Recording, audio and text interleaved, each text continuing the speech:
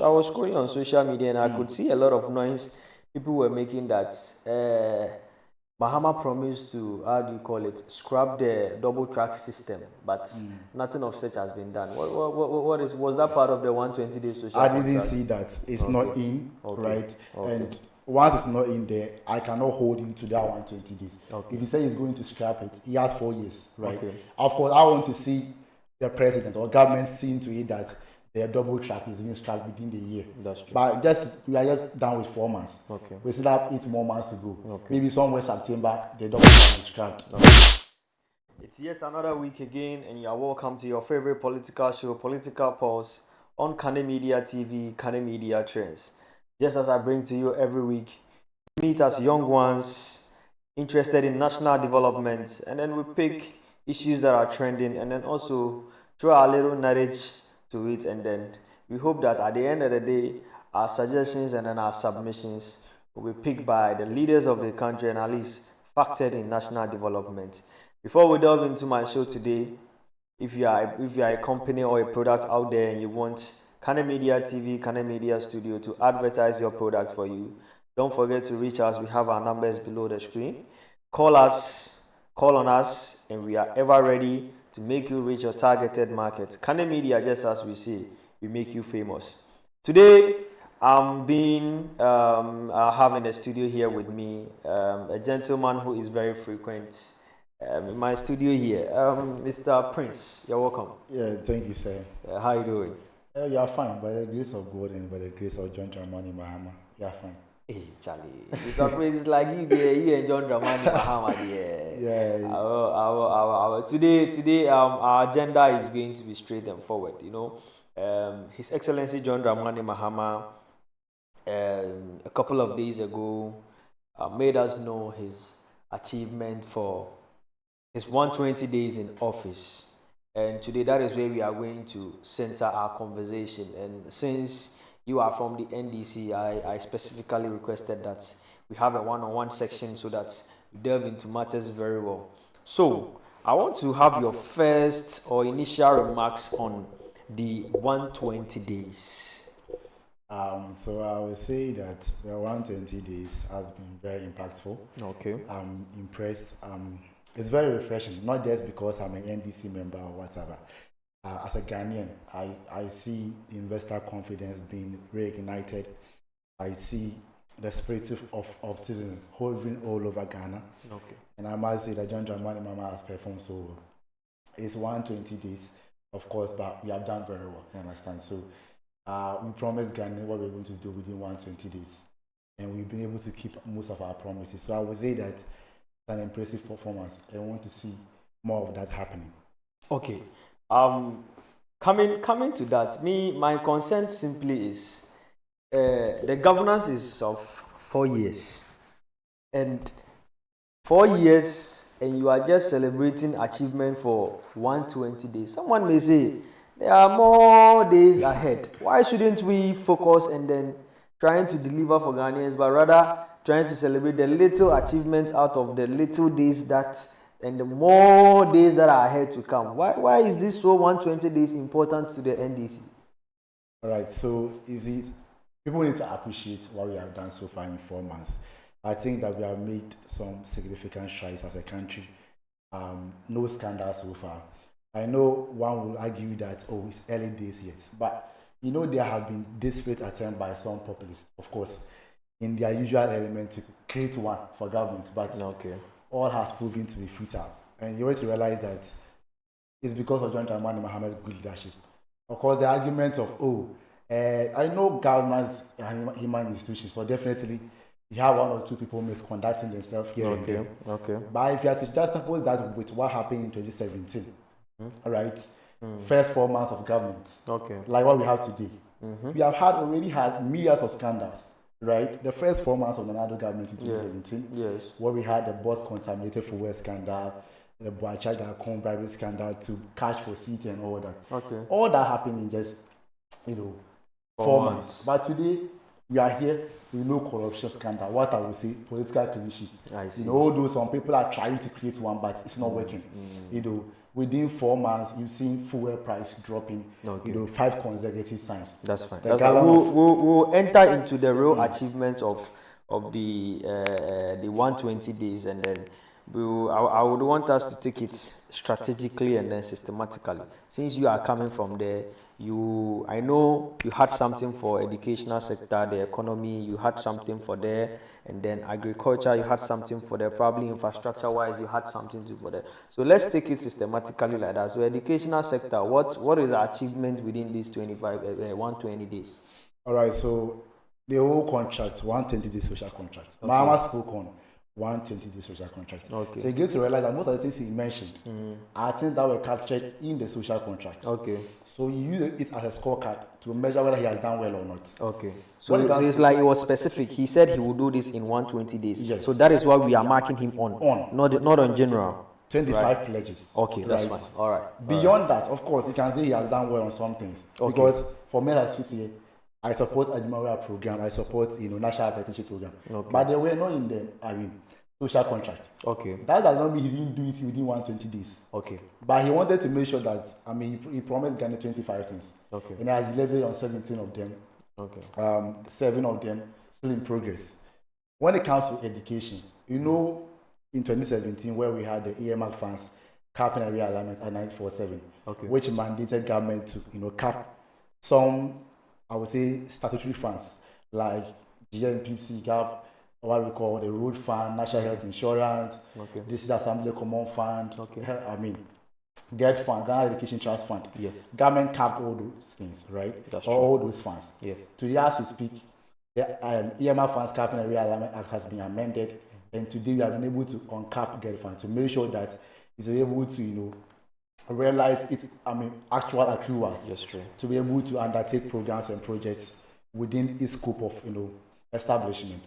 As we speak today, we've been able to allocate 3.5 billion Ghana cedis to free senior high school to make sure that some of the challenges they are facing will be fixed. There will be enough funding for that. We've been able to also allocate 499.8 million Ghana cedis to the implementation. So you mentioned the free senior high school. I think I was scrolling on social media and I could see a lot of noise people were making that Mahama promised to, scrap the double track system, but nothing of such has been done. Was that part of the 120 days social contract? I didn't see that. It's not in, right? And once it's not in there, I cannot hold him to that 120 days. If he says he's going to scrap it, he has 4 years, right? Of course, I want to see the president or government seeing to it that the double track is being scrapped within the year. That's true. But we are just done with 4 months. We still have 8 more months to go. Maybe somewhere September, the double track will be scrapped. Somebody had 8 years to have been able to do that, couldn't do it. So let's keep our hopes alive. So we're able to allocate this amount of money. We promise that people that suffer from disability, right, should be able to go to school for free. So tertiary for free, right, from 100, whether it's 3 years, government is going to pay for you. The reason why we did a no fee structure was simply because government is saying that yes, you receive an admission, and you know that a mere congratulatory message of admission, you have received admission, maybe to read this course in Kane or whatever, does not automatically guarantee you an entry. That's true.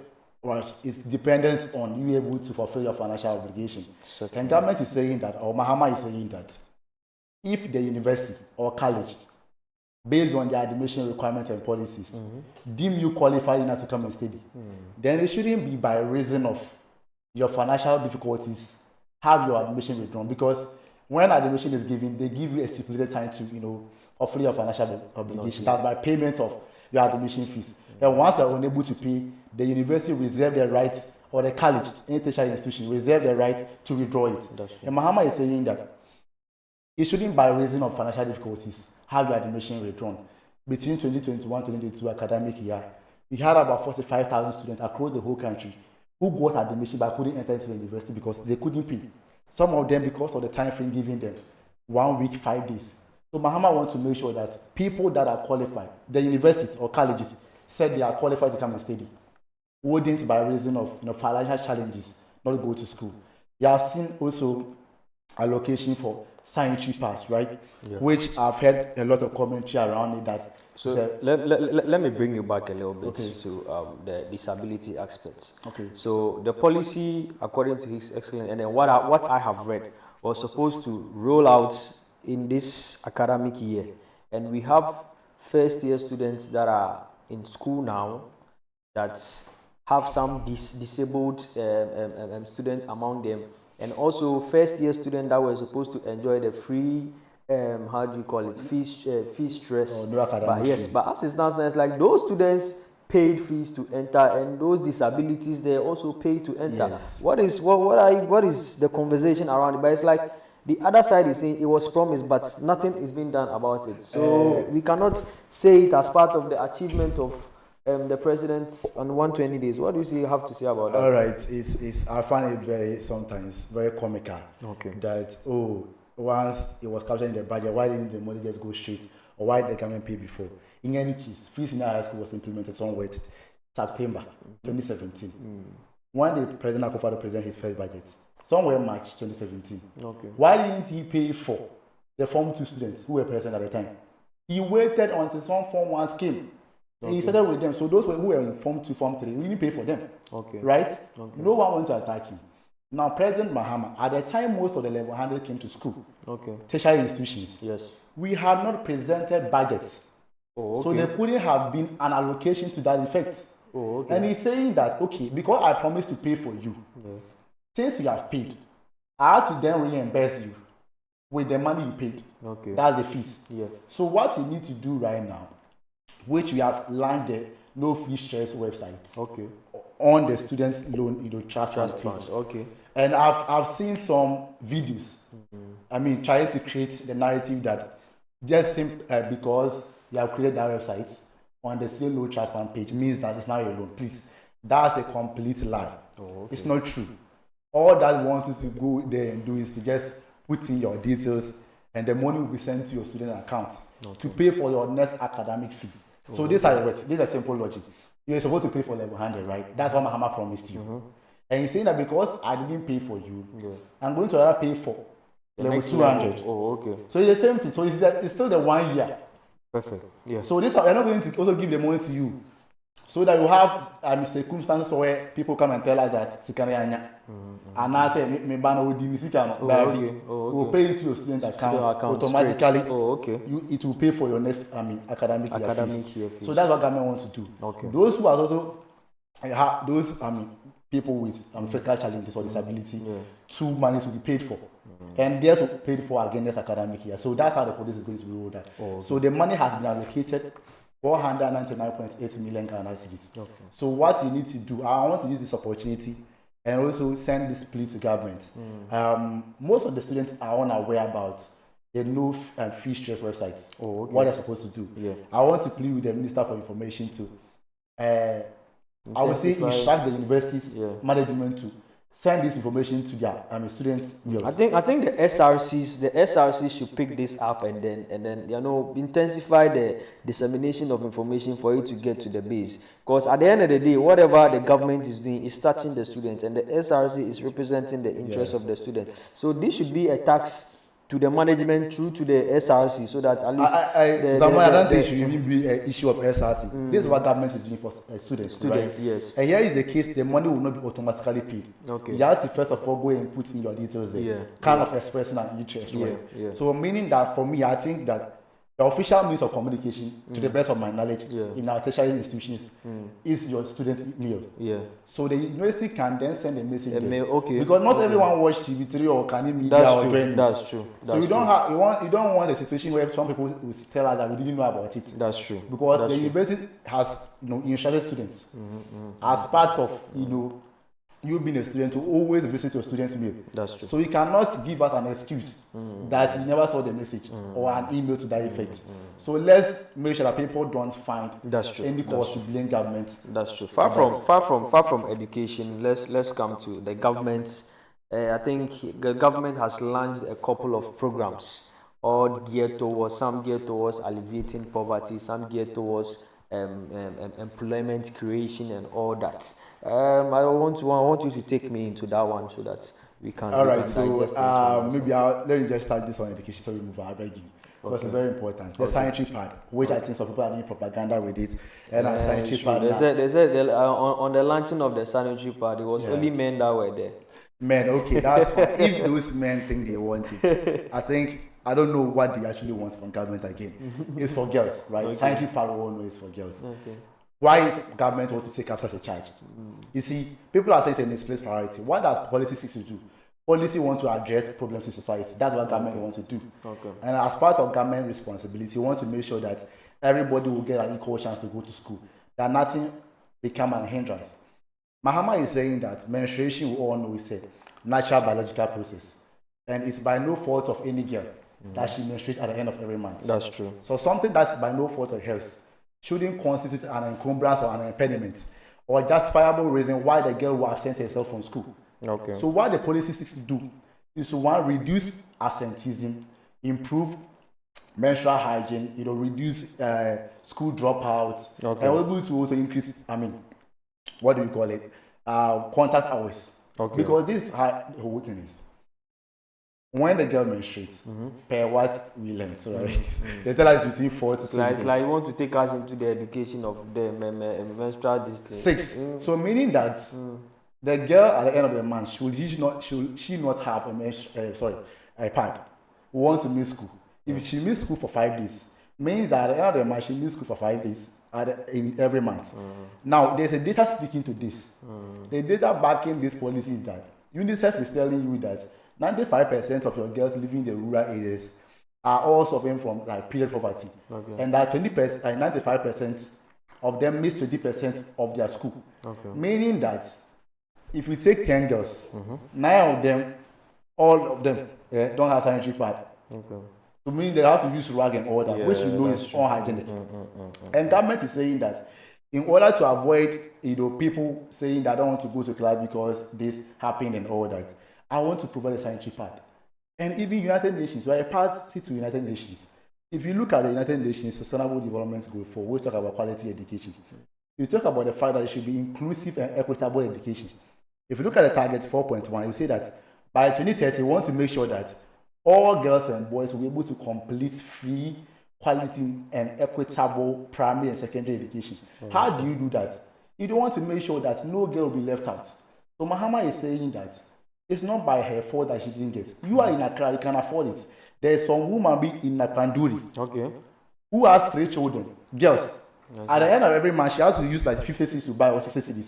And you know how these rural areas are like. If you have been in the village before, you've stayed there before. I've stayed in the village. It's actually cashless society. They don't really do much with cash because whatever they want, they can get it from their farm. So somebody can be there for the whole week without money. Yes. They don't have a problem. But when it comes to sanitary pad, they cannot get it from their farm. That's true. So you are in Accra, you think sanitary pad is not anything. Because of that, people are being lured, because of sanitary pads, guys are luring girls to sleeping with them. That's true. And I last told you about a TV3 report on the 6th May 2023 in the north, where guys are actually luring girls because of sanitary pad, sleeping with them. Wow. So Mahama is saying that they drop out. And you see, there are several reports to that. If you look at the whole country, Ghana, the menstruation-related school absenteeism, it's like 19% in a nationally representative survey, and 20% in some parts of the country. So this policy will ensure that that girl can also go to class when she's menstruating. That's fine. That's fine. I think we've done much education on that. Let's quickly move to the programs that has been launched by His Excellency, and then what it is geared towards alleviating. All right. So far we've done the Ghana Medical Trust Fund. Okay. This is what the policy is to do. Mahama is saying that there's a need for us to provide funding support for people. Good. There's this question that I have with regards to the medical trust, Mahama Care Program. Yeah. Why didn't the government, whatever money government is looking for to put into Mahama Care, why wouldn't we channel all those money to National Health Insurance to strengthen the the national health insurance scheme in order to, every Ghanaian has access to national health insurance. We don't know how the Mahama Care program is going to be accessible to all Ghanaians, but national health insurance, you and I have access to it. So all those monies that are being channeled to there, why don't we put it in the national health insurance, strengthen it, and use that particular one rather than creating a whole different thing that is at risk at not even existing if a change of government happened? I don't see the risk because everything starts to do with funding. So if the name changes, if the government also wants to support those suffering from chronic diseases, it will still mean that you have to input in more funding. So the whole issue is that Mahama is saying we have Ghana Medical Trust Fund, a fund that is supposed to provide, funding support to people suffering from chronic diseases like stroke, kidney, diabetes, liver, cardiac conditions, all these chronic diseases. And he's saying that it's going to only cater for diseases that the health insurance does not cater for, right? Okay. So he's going to take care of that. Okay. And that fund, and if you look at most people suffering from these chronic diseases, there are people who have served this country and are actually on retirement. Okay. And most of them don't have the money to pay. A little research I've done about people suffering from thermal, cardiovascular, and renal diseases that you are spending not less than 55,000 to 60,000 every year. So how many of our retirees can get that money? About 55,000 every year to pay for that. That's what Mahama is saying, that we want to create a dedicated fund for that. And today, as we speak, he has donated or has pledged 6 months of his salary. Okay. The vice president has also pledged 4 months. Okay. You have all appointees of government. Okay. Who are supposed to donate 1 month of their salary. Oh. And those who fail to declare their assets, before March 31, also are supposed to forfeit 3 months of their salary. I see. Please you understand. Yes. And it's not going to be only donations. Sorry, government appointees donating their salary. Okay.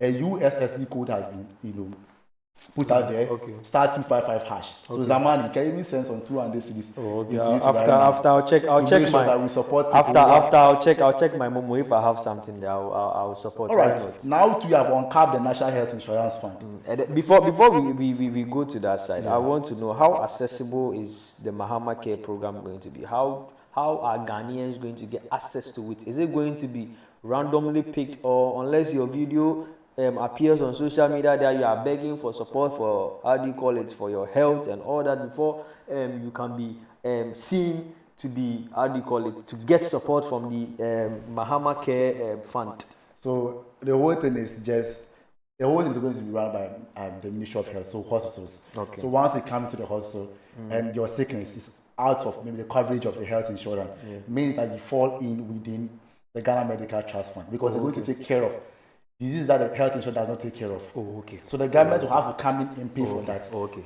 In that health sector, Mahama is saying that the reason why we are uncapping the National Health Insurance Fund is that we are also going to do free primary health care. So meaning that right from the chief compound to polyclinic, if you go to hospital, it should be free. Okay. That's what Mahama is saying. So literally, Mahama wants to create a health system that's literally free, almost free for everybody. So at that chief compound level to polyclinic, it's free for everybody. Okay, let's do with the Jumara program, national apprenticeship, the 1 million coders and all those. Let's deal with that one so that we can move to other critical issues. All right. So the Jumara program is government flagship policy to ensure that every year we're able to help 10,000 Ghanaian youth to be able to establish their own businesses with their intention that within the year or by the end of the year they're able to also employ 5 people. But that's what governance is about, to make sure that it creates business owners in your own country. So if you have a business idea or you have a business plan, all that you need to apply, and then you'll be giving funding support. Not just about funding support, because they can give you the money 10,000 cedis or 40,000 cedis right now. That's not enough. Government is going to track you. Government is going to provide you with all the expertise that you need, business advice all year round, business development training, every assistance that you need to grow your business. Government is going to come in to assist you. Then we have the National Apprenticeship Program, which is basically has to do with artisanal skills. Okay. Now, government is saying that a lot of people are complaining about so government is saying that I want to pay for that for you. So all that you need is that at least you have passion to learn a skill. So whether you want to learn how to, maybe do shoes or make shoes or whatever. You want to learn how to sew. You want to learn how to barber, whatever you want to do, whatever handiwork skill you want to learn. Mahama is saying that just choose the district. You choose what you want to learn. You put in your number, Ghana card. I mean, that's actually a particulars. Yeah. You put in all those information. Then be ready to learn. So you provide you with whatever you need. You are going to get you a master. Let me put it that way, or the chief entrepreneur, or sorry, the what do you call it? What do you call it? Those people that will teach you. Let me say the master, or whoever you're going to learn from. Yeah. All right. So you will give him the money. Then yours is to just go and learn. So just have the passion to learn. So as we speak today, we are about 90,000 people who have applied for that. We want to make sure that at least we have a country where people have handiwork. So I would want to ask this question. These programs that has been launched is looking towards creating jobs and also putting that kind of energy in the youth to be able to create their own jobs and then have some sort of funding when they are through with all this training. Someone may ask, this immediately this government was sworn into power. We saw the chief of staff issue a communique that some workers need to be laid off, of which we are all praying and hoping to Ghana a day to come. No, unemployment as should be a thing of the past. But immediately this government came to power, they issued a communique and some workers were being laid off. Are we really serious about tackling unemployment if this is the tangent we want to go? I've been confronted with this question a number of times. The question I ask is, who are the workers that were sacked? I want to know. Because they are saying these workers are employees. No, I want to know. FPP always make that argument. Ghanaians have been employed and they are working for Mother Ghana. But you come and then you lay all of them. When were they employed? You see, it's being funny. Just 2 days ago or 3 days ago, we saw some people going to demonstrate at the Ministry of Education. Yes, it's true. When were they employed? No, when were they employed? They said some of them have not even received their staff ID. My they are employed for 8 months, not coming without salary. Okay. Are you telling me that somebody employed for about 5 months, he didn't receive salary? But they are going to cry that I've not even received my staff ID. So how then were you going to teach? So it was just that you are coming to leave power. Let's put people. The Minister of Health gave clarification about the nurses, right? That when the financial clearance is given, it has an expiring date. You cannot go beyond that. So if it is December 31, everybody employed or given an employment letter on January 1, 2, 3, 4, you are not part. How is it difficult to understand? So who is going to take care of that? For the financial clearance is given inside that, you say that, okay, government have the money to pay, that's why you're coming. But this time around, you are employing somebody at a time when a financial clearance has not been given. So who do you want to pay them? Nice. You're just putting them in the system. So the government will come so that they will say that, oh, government will buy at my forecast. So me, I felt like it was a plan. Just to set the new government up for public ridicule. I think it is quite understood now. Now let's quickly come to the economy. I can clearly see that the Ghana cedi gradually is gaining some kind of stability and some strength against the dollar. What is the NDC doing? What is the magic? What magic are you guys doing?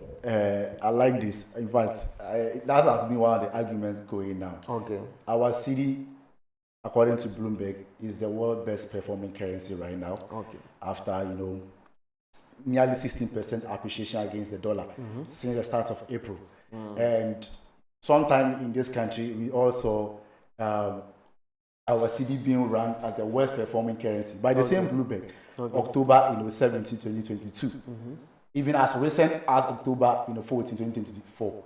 Right, our cedi was among three other currencies in Africa as the worst performing currencies in Sub-Saharan Africa. So today, our cedi is now being ranked as the best performing currency. It's something that we have to be proud of. Now, I've seen some respectfully unguided argument being put up by MPP just to discount government effort thus far with respect to the cedi appreciation, citing US-China trade war and gold reserves as the propellers of this appreciation. Wow, that's untrue.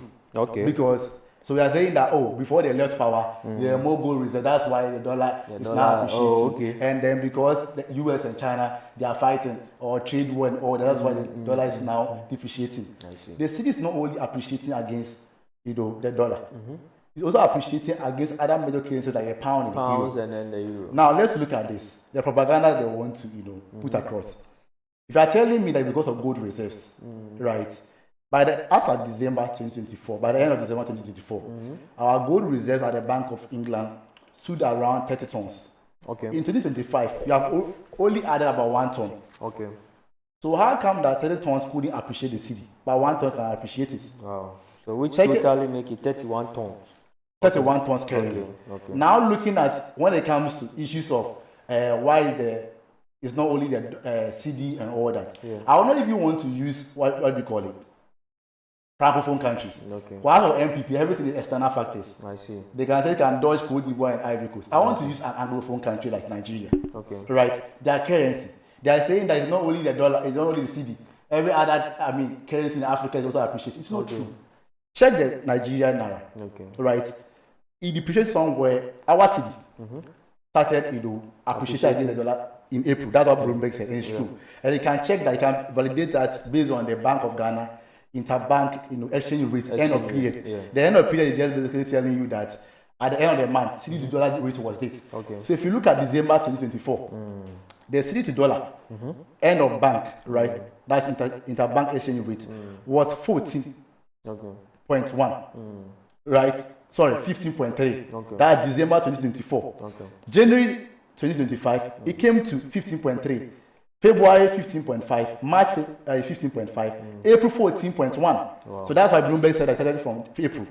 Now, if you look at the interbank exchange rate, we realize that our city started appreciating against the dollar in April. Okay. Check Nigeria. Let's use the same April. If you go, this one I can verify it from the Central Bank of Nigeria. Sure. Let's do. On 24th of April, that naira depreciated against the dollar as 1,601.8. Okay. Then started appreciating. Right until May 2, May 2, just this month. May 2. Yeah. Then it depreciated again to 1,602.1. Okay. May 5, it depreciated further to 1,605.6. Okay. On May 6, it went to 1,606.6. Okay. On May 7, it went to 1,608.6.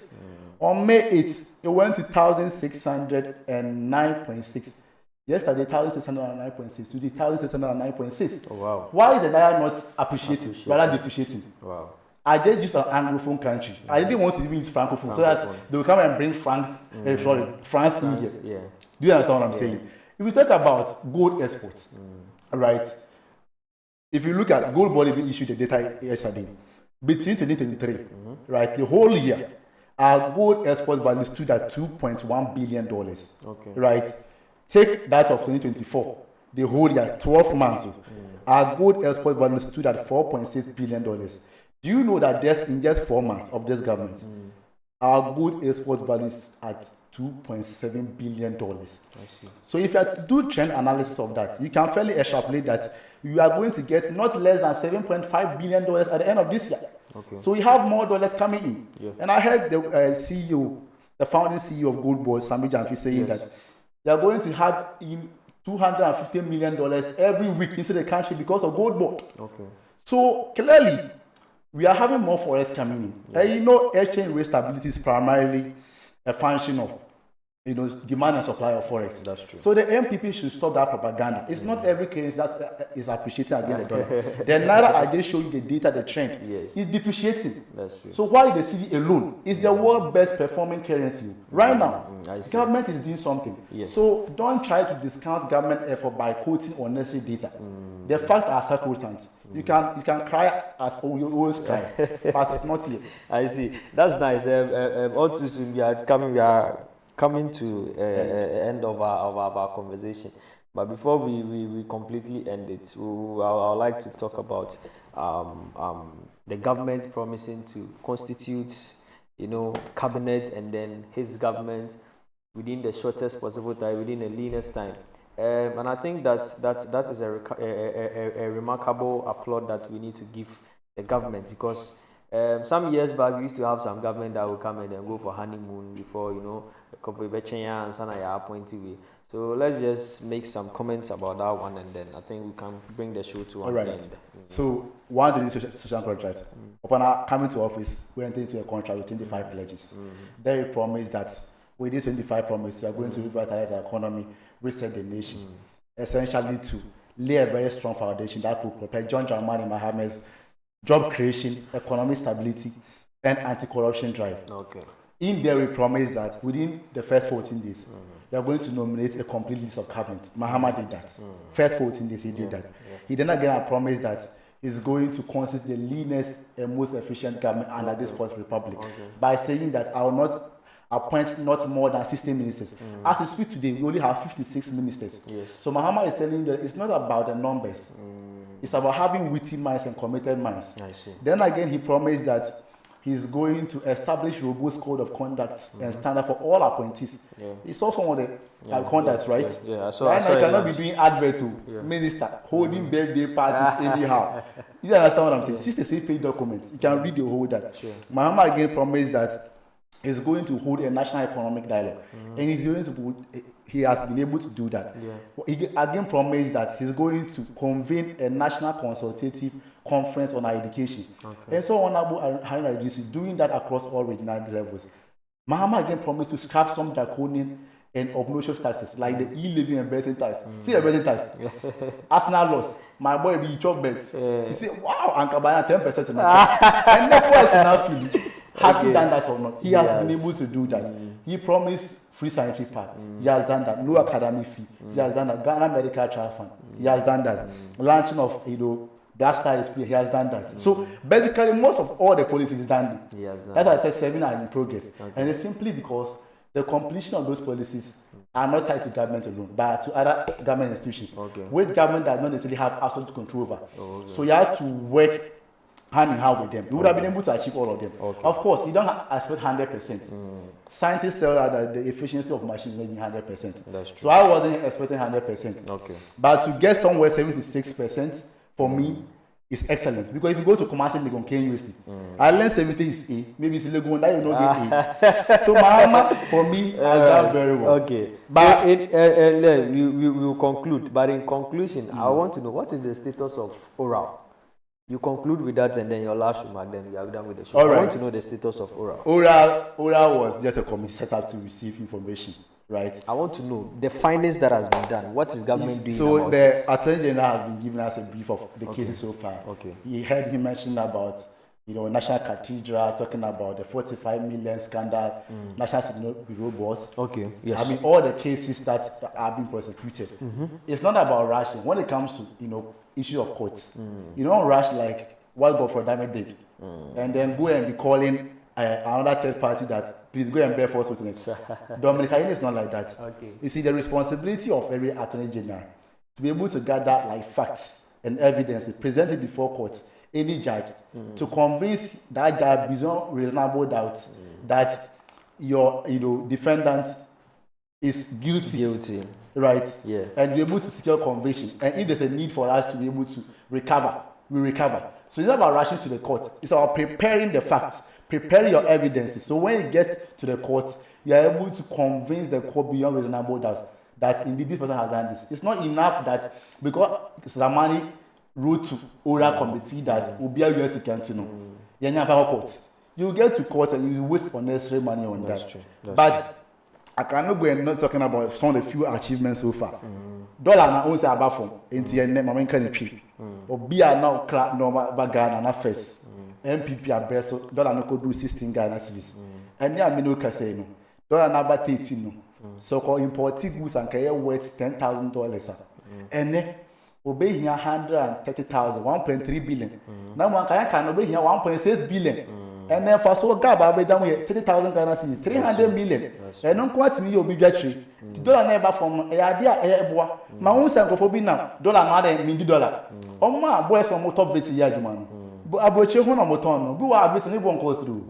But because of dollar no dollar ne cedi no konto car cedi no ahon de akofom ti na car no boy koso That's true. ti dollar na aba na beboa when we say fuel so boa bafo me ba me fa trotro ba say no call ye zamani o call filling station o say wabu o ya call ye fill tank ni man fill tank ni because say fuel ni boy atiso gallon ana yet on 70 Ghana cedis enne Ghana on 58 Ghana cedis we aban papa aba when we say aban papa aba it's not just a mere hashtag.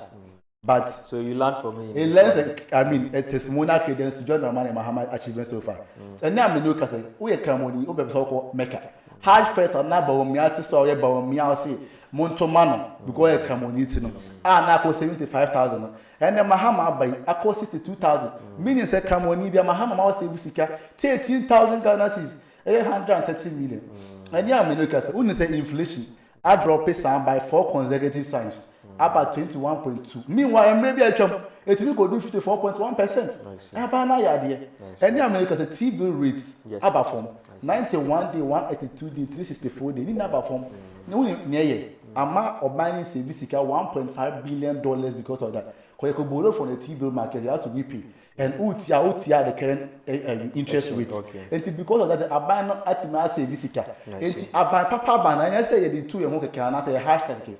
Eya dumaden kese a John Dramani Mahama ya enne ofa babia mabuna ni agi otwa beta ye ngidi sika biom enne otimi demonstration for Jubilee House ani obia embo enne Jubilee House enne free as me ba Jubilee House mo say no obia timi na kwan kasa Ghana Bar Association obia timi na kwan kasa ye attack obia journalist obia timi na omo ana omo ka omo no tum asise ya pam omo ano enne obia timi na kwan kasa. That's the beauty of democracy. Enne Jubilee House ani me national security zone biom. But I just say, the insurance in social good everybody is at liberty to demonstrate. And the Chief Justice said, and the man of crime process and the court fair, they are suspended. And Mahama Bia and who said, dollar no there. Gold board cry and now any Dumana go see you. Gold board is not even in full swing. So gold board is calling full capacity now. Dollar number 5 cities and the aim before number 20 because car now about 240,000 cities, 70,000. About 12,000, 15,000. About MPP Jan Dam in Agu. I had an Vietnam Jan Dam Agu. Hey, Asemo, it is always good to have this gentleman here. Critical analysis, name commodity or to be about Muja Dam Nugusa. Asemo. So, guys, all too soon, we've come to the end of today's episode, and just as we do with you to so you share your dream. Our hope is that at the end of the day, when we will make decisions, the answer yakawahano at least factor or ABB or Muyemuna, send your brother Nekaino. We are pleading on the, how do you call it, the minister in charge of government communications, say the information on the students to go to the student loan trust fund. I mean the new student level 100 ones now. Also form information and to honor now into our fees in mom. The information is not getting down there. So we are pleading on the minister to tax the various universities and then by extension now students so into me and for one details and share honor then at the end of the day promise our government they promise here he'll be able to achieve it. So just as I always say, Kane Media TV, Kane Media Trend, we are ever ready to market your product for you. Reach out, our phone numbers are below the screen. We are more than happy to make your products famous. And this is your host, Gausu Zamani, and your favorite show, Political Pulse, and is bye-bye.